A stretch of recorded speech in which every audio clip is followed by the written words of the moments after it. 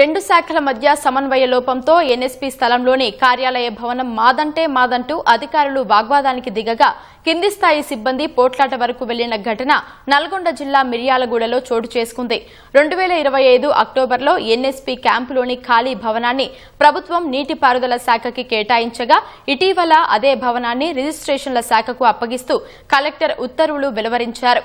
నీటిపారుదల శాఖ నడుస్తున్న భవనంలోకి సబ్ రిజిస్ట్రార్ సిబ్బంది సామాగ్రితో రావడం ఉద్రిక్తతకు దారితీసింది. నీటిపారుదల శాఖకు చెందిన అధికారులు మాత్రం సమాచార లోపం వల్లే ఇలా జరిగిందని వారితో వాదించారు. ఉన్నతాధికారులు జోక్యం చేసుకుని ఆ భవనంపై తుది నిర్ణయం తీసుకోవాలని సిబ్బంది కోరుతున్నారు.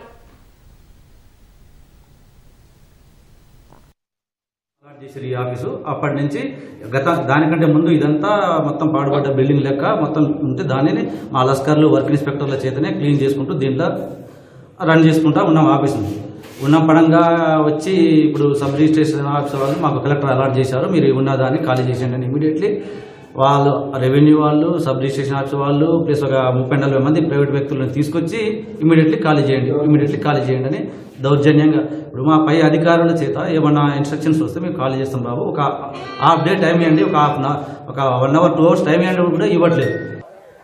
ఆర్డర్ ప్రకారం డిస్ట్రిక్ట్ కలెక్టర్ ఏ బిల్డింగ్లు అయితే, ఏ గవర్నమెంట్ ఆఫీసులు అయితే ప్రైవేట్ ఆఫీసులలో నడుస్తున్నాయో, మాకు కమర్షియల్ ట్యాక్స్, రిజిస్ట్రేషన్ ఆఫీసు, కొన్ని ఆఫీసులు ఉన్నాయి, వాళ్ళకి మిర్యాలగూడలో అందుబాటులో ఉన్న గవర్నమెంట్ ఆఫీసులకి వెళ్ళమని ఒక ఆర్డర్ ఇచ్చింది కలెక్టర్ గారు. ఈ నెల 12వ తారీఖున ఇచ్చిండు. మాకు ఇందులో భాగంగానే ఎన్ఎస్పి డిఎస్పి ఆఫీస్ పక్కన ఎన్ఎస్పి బిల్డింగ్, ఏ కేటగిరీ బిల్డింగ్ను కేటాయించడం జరిగింది. దాని ప్రకారం ఆ బిల్డింగ్ను మాకు హ్యాండ్ ఓవర్ చేయాలని చెప్పి ఇరిగేషన్ ఈఈ గారిని కలవడం జరిగింది. కలిసి ఓవరాల్గా అడగడం జరిగింది, అది ఇవ్వమని చెప్పారు.